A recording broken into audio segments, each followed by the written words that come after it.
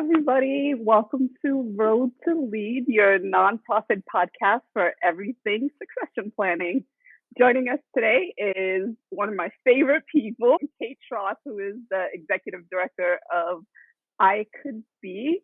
And iCouldBe is an innovative virtual mentoring program that connects students with mentors and careers that they're interested in, helping them learn to develop and broaden their network so that they can reach their post-secondary and career goals. So, Kate, thank you so much for joining us. I'm so happy to be here with you, Michelle. You're one of my favorite people too. Awesome. We'll have your bio in the show notes. Let's just talk. Tell us a little bit about you and your career journey and your role at iCouldBe now.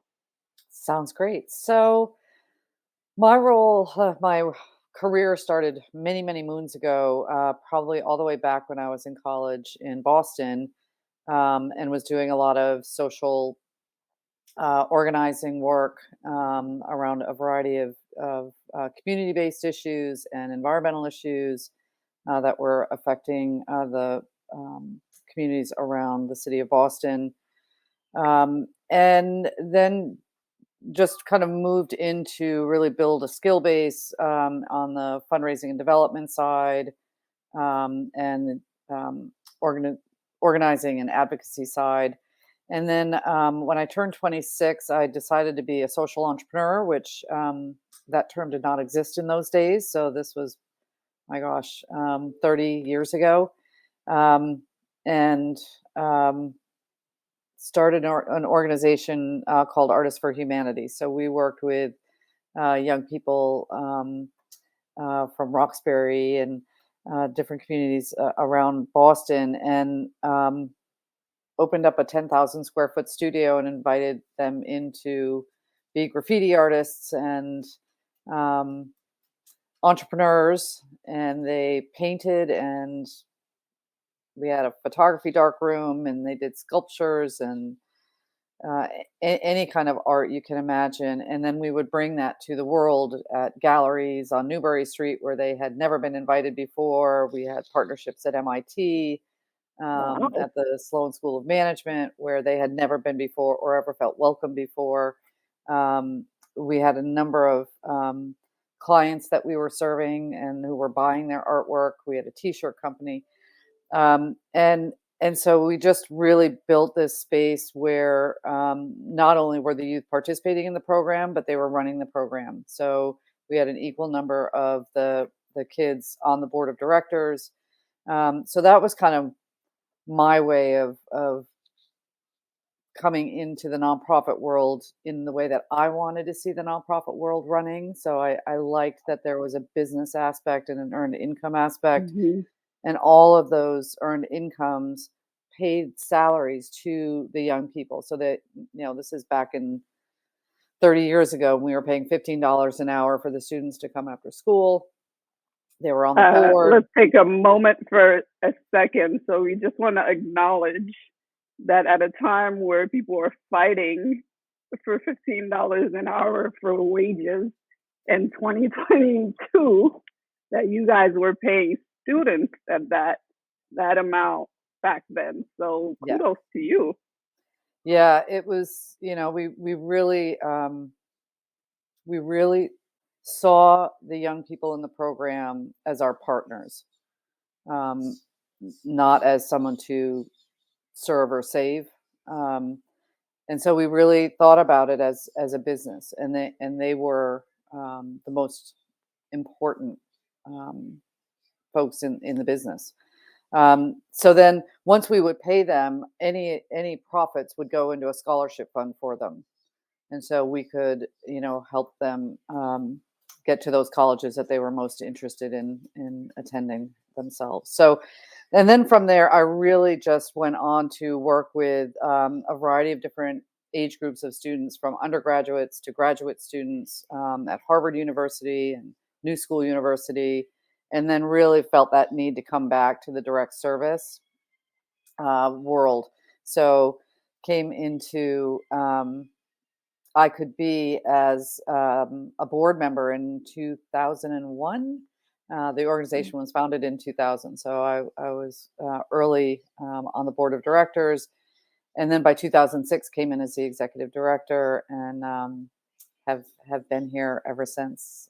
So my role at iCouldBe has really been to move from a new entrepreneurial idea in the nonprofit space, in how do we make sure young people have the support they need to be successful in their lives, and ensuring that they have those opportunities that they can take advantage of and live their full lives in a meaningful and um, happy and creative way. So we've really been able to add curriculum and research to back up our theory of change, um, and really focus on the organization doing things in a new and different way, and empowering youth to take agency over their own lives, and make those dreams come true while having this whole web of support around them. I'm pulling a couple of threads just from your history in that nonprofit space. Obviously, that creativity and that innovation has always been there for you. And what I also like is the balance of trying to institutionalize those kinds of things and bringing it into the organization. So we're enterprising, but are we also doing things that are backing up our creativity, right? So it's not just that we have ideas, but how are we making those ideas come to life? I really love that. So when you think back to your career, and when you think back maybe to your role right now, what have you learned so far, both as a leader and just kind of as a person just in this nonprofit and social space? Everything. I learned everything. I think the question is such a good one. I think there's a lot of, having faith in yourself, um, and not doing things always the way the world says these things are supposed to work, but finding that room to be innovative and aware and bold. Just being bold in expressing your values is so critical, um, to anything that we do. That has probably been the biggest lesson for me, is stay focused, but ground yourself in um, what you believe in. Would you say that's the difference between Kate as a 20-year-old founder and leader, and Kate as leader now of a different nonprofit? I think so. I think, you know starting up your own organization at 26 years old, like, um, I certainly had unbridled optimism as a 26-year-old. The world can definitely crash in on that optimism at times. I think our very recent past, over the past 4 years, and especially the last two, Mm-hmm. um, have certainly demonstrated that in ways that I could not have expected or predicted. Um, but there has been that change over time, from just unbridled enthusiasm and optimism to digging deep, and um, knowing who you are and what you are working to accomplish, Mm-hmm. keeping your ego out of the way, Mm-hmm. um, making sure that you're confronting um, blind spots that I certainly wasn't aware of at 26, Mm-hmm. that I certainly am now. So in terms of the lessons that you've been learning over the years, what does that look like in practice? Are you learning the lessons and then later realizing you're learning them? Or are they a combination of as you go, something like, aha, this is different? So what does that look like when you're seeing things differently? And is that intentional, and how can people put that into practice? My experience has been kind of twofold. One is doing the work. right? Like, and I don't mean the work at work, doing the work to develop your whole self, right? If Mm, if we are asking young people to live their full lives out loud and be who they are, we have to mhm. do that internal work too. And I have Woo. really tried hard to do that work, and that Mhm. comes in all types of forms of um, I'm an avid reader, and so I look for those um, spaces where other people's work inspires me, broadens Makes me, sense. opens me Mhm. to new ideas and concepts. So that's been a constant throughout my Yeah. 30 plus year career. And then I also learn by doing. I'm, I've never been a pure academic. I wouldn't say. I do Mhm. much better learning by doing and by being with Mhm. people and by being with lots of people who come from lots of different places than I came from. And Mhm. that experience of working with them in the moment on a vision and on goals, Mhm. um, that's been everything for me. That is the be all end all for me is to whether I was in college and we were trying to get the university to divest from South Africa many moons ago to Mhm. today digging deep to say how do we grow this organization? How do we close a mentoring gap that is millions of young people huge? Um, it's being in that work and in that space and connecting and building relationships with people, um, and understanding what I don't know and what my expertise is not, and making sure that I'm connecting with people um, who do and can help. One of the things that I like to do, I think, just like you, bring theory back into practice.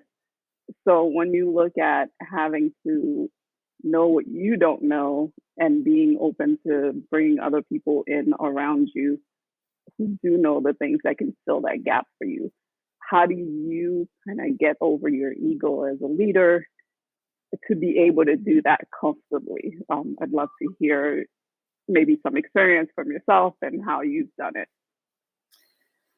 So I'd say, so I was very lucky. I had the most amazing mentor anybody could ever ask for in their life, who was my dad.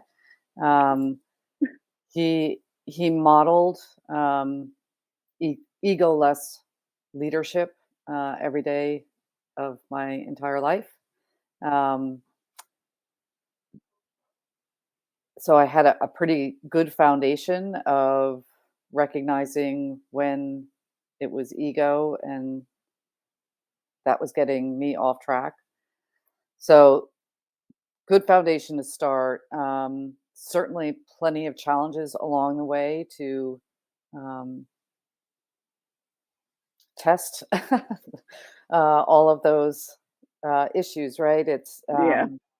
we are very passionate about the work we do, Yes. and when you are very passionate about the work you do, it's very easy for egos to get involved. Mm-hmm.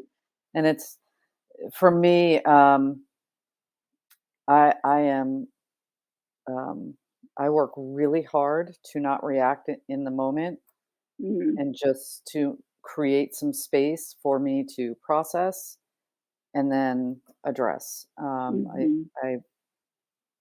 I I always kind of kid that I have this rule of, let's just have a conversation about something that's happening before it gets to a Yeah. crisis so that we aren't um, overreacting or underreact, right? We're not Mm-hmm. crisis managing. We're Mm-hmm.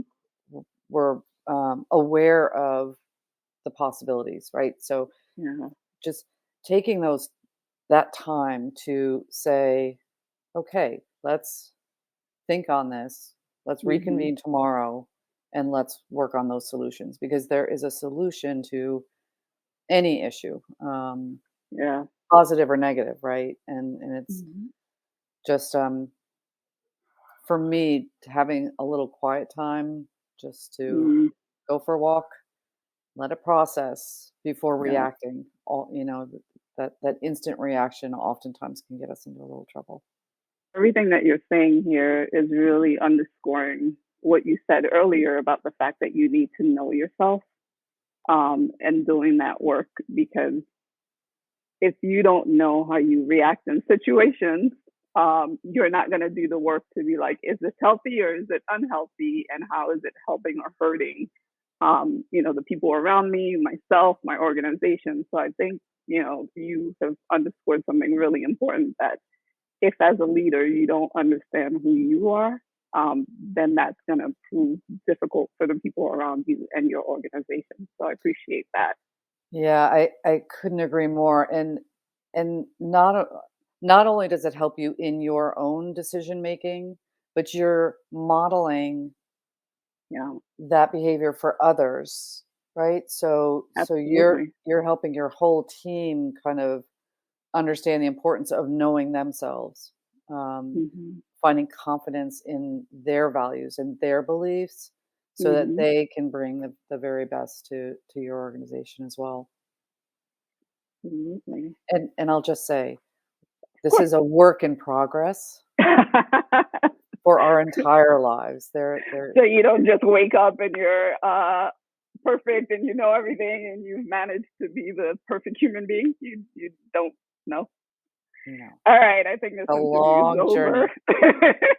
We've learned nothing. We're um, always learning. no, I can understand that.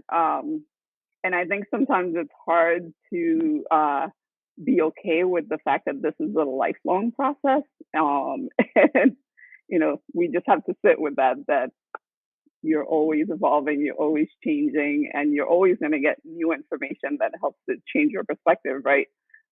So I appreciate that. One of the reasons why I wanted to have a conversation with you is because you have seen the succession plan, the transition piece, from two perspectives: as a founder and ED, and then as someone who's coming in and leading as the other founder was leaving. So I'm curious what that process was like, with Artistic Humanities when you were transitioning out, what that preparation was, and then also as you were coming in as the ED of iCouldBe, what that was like for you. Transitioning out was kind of a unique experience. So that there were two of us who were leading that organization. So institutional knowledge was staying. Good. Hmm. Now, so that really kind of changes that whole dynamic. Uh, s- so that's probably less of a great example. Coming into I could be with the founder leaving, right? So, right, founders are quite attached to their organizations. Um, Adam Aberman, who was the founder, he was just terrific through that process. So he understood clearly that as much as he loved I Could Be and everything that he had built here, he was Hmm. really ready to move into a different way of working within the field. Um, Okay. so so he was kind of moving from a direct service Hmm. organization in I Could Be to really getting engaged on the research side of what Okay. works. Okay. And he was really clear about wanting to make that transition. Hmm. So he wasn't going to another direct service organization. Yeah. Um, and Adam and I had 4 years where I was the chair of the board. So there was a long-term relationship there, Hmm. which can again ease that transition as well. But the Absolutely. organization and the board really focused on the how, the what, the when of that Hmm. transition, and the board was really supportive of me making that transition. So that went fairly smoothly. Hmm. I think we at that time we were a very, very, very small organization with a very, very small budget. Things were quite precarious on a month to month basis in those days. But we made it through, and we made it Mhm. through successfully. As you were transitioning into this role with Adam leaving as the founder, um, I think it was both good and maybe challenging that you already had the experience the last 4 years as the board chair. So you were intimately aware of what was going on. You knew what the finances looked like. So to take on the challenge of knowing, whew, I'm going to have to turn this organization around. What was that expectation like versus what was it when you actually were in the role, especially that first year, and especially with the challenges the additional challenges that came with it? It was a fairly quick process, and while I knew I was up to the challenge, I didn't quite expect.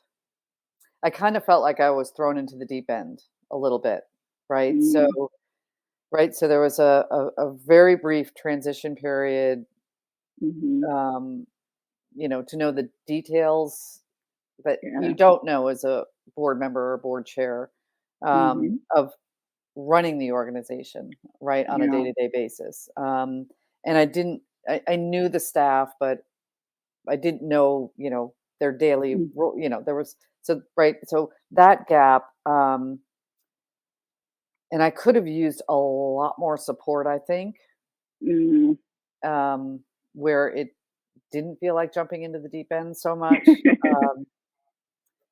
And, and Adam had something else lined up, so his time was not available. Whew. So I think lengthening that process probably would have been much more helpful. I think having the ED help transition relationships Mm, okay. beyond just kind of an introductory meeting. I just think more time Okay. would have been a lot more helpful, because when you meet somebody, and yes, oh, and everybody's aware that this transition is happening, the relationship doesn't go with that, Yes. right? So Hmm. having more time to have developed some of those relationships with the funders, and Hmm. the school partners, and kind of those key players, would have been, I think, incredibly helpful. That's actually a really good segue to the fact that you all know that I am now working to transition into the ED role, and I will be succeeding Kate at iCouldBe. So we'll have a separate conversation that really dives into the details of that. But I'd love to hear from you. It sounds like you learned a couple of key lessons in your transition with Adam, and are applying it here. So we definitely have that time buffer um, for me to continue to build those relationships, to continue to strengthen them, the day-to-day involvement. So I'd love to hear from you just around when you were thinking about the transition into this new role, this I could be role that I'll be joining, what that process was like for you. I had a very unique experience at the National Mentoring Partnership's annual mentoring summit, and I Amazing rem I conference, rem yeah. it's amazing conference, my favorite of Hmm. all time. I you're just with this incredible group of people who are, um, doing amazing work, are incredibly enthusiastic, optimistic, ready to tackle any challenge, and Absolutely. they're, after a full day of workshops and networking and learning and meeting, and it was great. I found myself in this huge ballroom, Mm. and the dance music started, which of course made me realize how old I was. But it also so I'm looking at this next generation in front of me, and I'm saying, it's time. It's time to help this next generation be successful as the leaders. Hmm. And where that came from, I'm not exactly sure. Um, but it literally hit me like a ton of bricks, and at that moment, I had to spend some time with it. It's like, Yeah. I'm going to give up this role? Like, who will I be if I am not iCouldBe's executive director? Yeah. And so I really had to spend some time myself, again, getting my ego out of the way and getting my fears about me and my future out of the way, because Mm, I was so um, overcome with understanding that mhm, helping the next generation become the leaders mhm. is my new mission, Wow. right? Oh, okay. Like, that's what we need to be thinking about. And how do we do Yeah. that? And how do we ensure that as we do that, Mhm, that not only are we teaching skills, mhm, but that we're setting everybody up for success, which are the relationships with mhm. everybody connected to the organization. And it's all of that. We can't just say, "Oh, here, take this title, go be successful," Mhm. right? That's where I found Absolutely. myself, and Mhm, that was really hard. And in today's complex, super complex world, it's even more so that we need to be really thoughtful about this process. And mhm, as I believe you know, mhm, there are not many resources out there to help us do that and think through that. And how do we do that well? mhm. Um, so again, right, the entrepreneurial, innovative, we'll do this together and Yes. we'll be really thoughtful about it. Road to Lead was created exactly for that reason. So as Kate and I were having conversations early on, from the very tactical to what does it look like to create an agreement with the board where we're laying out a 5-year transition plan, to who is doing this really well? What are they succeeding at? What are those key things that we need to be emulating? Um, and with the exception of a few key resources, we weren't finding a lot. And I know that we definitely weren't finding where the conversations were just so open. Nobody was saying you got to put your ego aside. And that could potentially, harm whether or not you move out of the way and let somebody else move in. So I appreciate the fact that we can have these conversations, especially as other organizations are thinking about, maybe they're not yet, and now they could start thinking about, what does it look like to prepare, um, your staff, your colleagues, your talent. How do you prepare them to move into, um, leadership roles, Mhm. potentially the ED role, and what does it look like to do the work to be prepared for it yourself? Because you brought up a really interesting point that you had to take some time with yourself to who is Kate if she's not iCouldBe's executive director. So I appreciate you being candid. Absolutely. Then the other thing I would say too is, um, as these transitions happen, um, experiencing a foundational trust in the person you're doing this with is Mm, absolutely critical, right? mhm, So my faith and trust in you mhm. is through the roof. And Same. and but it's really critical, right? Mhm, If that is not there as the cornerstone of everything you're doing, mhm, can the ego get in the way? Can mhm, you pull the rug out from your partner in this leadership transition? mhm. Not consciously, maybe, right? Yeah. But right, those little things that can undermine the Mhm, process.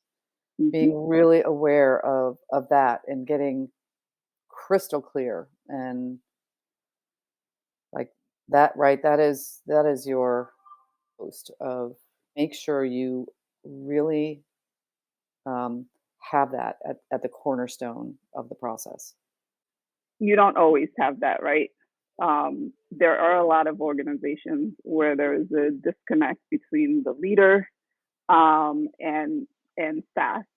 And if you're going to be thinking about who is going to move into the role as you transition out, how are you going to prepare other, basically creating a pipeline of leaders, right? But you don't have that trust with your staff. How do you bridge that gap? Like, what can people be doing, being intentional about making sure that they're building that trust um, from them as the leader, but also from the staff to them. Yeah. So from the leader's perspective, define who fits that role. It's got to be a very personal process, Mm. right? For me, it's values, right? Um, it's all the things I've talked about. That has to come first. Certainly, accomplishments and skills and Mhm. all of that comes along with that. But I think really defining for yourself, you know, what kind of person Mhm. um, can you go through this process with? Yeah. It is just as important as their educational background and years of experience Mhm. and all those other things. Your other question was from the staff side. Yeah. This is a little bit of transparency into how we work. There's a complete open door policy at iCouldBe. Mhm. Um, you know, anybody from the least senior person to the most senior person has access to you. Um, so I think that's unique as far as what I've heard, in conversations with other people. So how did you create that kind of culture within the organization? And if there's somebody who is struggling to create that or trying to create it where they're not the leader, like how would you help them kind of get to a space where they can be building that trust? Because just like the leader wants somebody who has values, who's going to care. Welcome to podcast world. I'm so sorry. It's okay. We love dogs here, so you'll just enjoy Finn's little barking. So, as somebody who is not in the formalized leadership role and they want to be, but they don't have that relationship with their ED or with the CEO, are there tips for how they can be thinking about building that relationship? My years of experience in being in other larger organizations and universities, et cetera, gave me a lot of experience of what I didn't enjoy about kind of hierarchical management systems. Um, and I in those experiences, I leaned on my skills of relationship building. I had a Mm-hmm. lot of kind of fundraising development roles and responsibilities throughout much of Mm-hmm. my career, and so I kind of leaned on those relationship building skills Mm-hmm. to break down um, hierarchical systems that I didn't really understand the purpose of, um, and just built relationships with people. Mm-hmm. Um, that's at iCouldBe, that's what we're asking our young people to do, right? Go Yeah. knock on that teacher's door and have a conversation. Maybe the purpose of the conversation is because I need to get my grade up, Mm-hmm. but through that conversation build the relationship to find the solutions to get Mm-hmm. the grade up, right? Yeah. Or knock on the guidance counselor's door, knock on the doors of the people who can help you. um, Mm-hmm. and that's what we work really hard at iCouldBe to emulate everything Mm-hmm. that we ask the mentees Absolutely. to do inside our organization, right? So that's Mm-hmm. that's the culture we have. That's who we are as a team at iCouldBe. So for the when you're looking to say, how do I do that in an organization where that isn't the policy? Build relationships. Just and whether it's 5 minutes here or can I get a half an hour on your calendar? I'd love just to talk about some find those mentors, find those colleagues Mhm. that you can do that with. Um, and walls come down really quickly when there's a Absolutely. relationship with the foundation. No, absolutely. I think you nailed it on the head. And I think we talk about networking, and everybody knows networking. Um, and I know for me, when I initially, was starting out in my career, and people were saying networking, internally it was yucky to me. So because my understanding of a network was a transaction, right? So I'm being nice to you because I wanted something, and that just went against everything that I am, so I was just like, and I shied away from networking for a very long time until the idea of the conversation, like this is somebody that you're building a relationship with. That I understood. That made more sense to me. That I embraced. So I do think it is something to this is you're having a conversation with the person, you're learning about who they are, you're brainstorming with them, you're adding value to them as well, because you don't know what you're sparking for them as you having those conversations. Right. So yeah, I think there is a shift to stop thinking about it as like this person is here and you're here. This You're not networking to be like, okay, now get me to the place that I want to be. It's you are amazing at the work that you do. Love to have a conversation. Love to hear your insights. So the relationship piece is really key for me too. Too. Mhm. And for all of our mentees too, right? Yes. So there is something that I wanted to come back to where you highlighted the fact that your organization's culture mirrored the mission of your organization.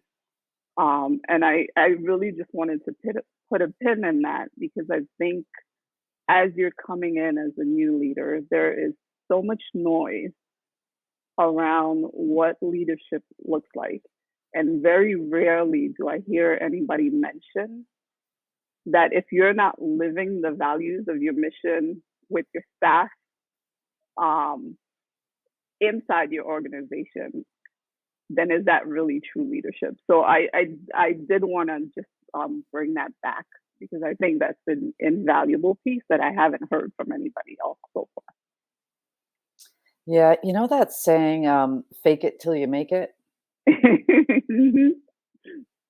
I always, like, really rebelled against that. Now listen, Mhm. I felt it, like, there right, Mhm. when job responsibilities expanded and, you know, promotions or whatever happened, it Mhm. was like, "Boy, I think I can do this. I know I can do this." There was Mhm. all of that, certainly, and there was kind of that sense of fake it till you make it. But Mhm. what I think I've learned is don't. Mhm. Or you don't have to. Mhm. Live your values. Yeah. If where you're working is not aligned with your values as a human being, Mhm. you're not gonna be happy, and you're not gonna be fulfilled, and you're not gonna Mhm. grow. Mhm. Or maybe you'll grow, but you'll grow into something that doesn't feel good, Yeah.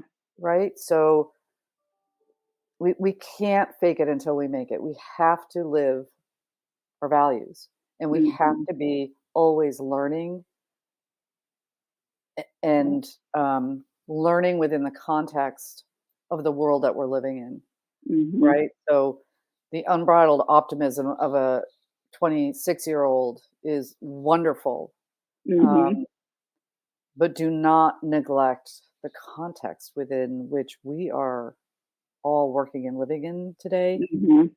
If you are centered on your values and you're working in an organization that those values are aligned, Yes. you're going to have impact in the world. Absolutely.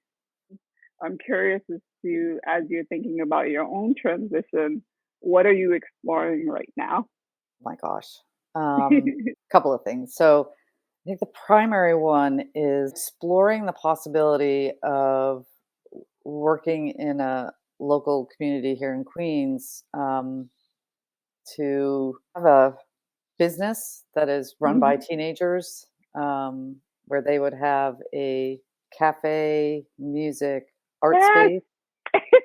Been waiting for you. Um, Just and a brief note that Kate is an amazing chef. She says she's not a chef, she's a cook, but she is an amazing chef. And we've been like, so when you open your restaurant, my God, we've been waiting at so so yeah, so I would love to kind of recreate that space where the students, the young people are running it. They're learning from the best of the best. So, right, bringing top chefs from the community in to work with them and teach with them and build menus Mhm. and cook and all of that. But that there would be an art studio where young people or artists can create their art and have a space to display it. And young people who are into music can come and play their music, and um, that it would all be run by the students. They would all be paid at least Mhm. $20 an hour. Mhm. Um, and that, again, we'd set up that scholarship fund. They would be on the Mhm. board of directors and all that. So I'm thinking there. So that's kind of the big vision. Mhm. To to get there, it might start with a food truck, but we'll see. We love a food truck. Food truck with young people. I love it. Oh my We'll goodness. see. Isn't it interesting how you're coming full circle? Yeah. Yeah. Oh my goodness. Um, so there will be a part two of our conversation that dives deeper into the succession plan, but I really just wanted you all to hear a little bit from Kate and her pretty awesome history in supporting students and engaging them and really lifting up their voices and moving out of the way that they can speak for themselves. Um, so, Kate, we will do the part two, but wanted to just open it up for any final thoughts that you wanted to share. No, it was great to be with you, and I think this series you're doing is so critically important, and I know it will be helpful to lots of young leaders as they find their way, and hopefully to a lot of executive directors who will get out of the way. Well, I will stay quiet after that and let people take it and sit with it. So, thank you so much, Kate, for joining us again. And we will follow up with you with part two coming up soon.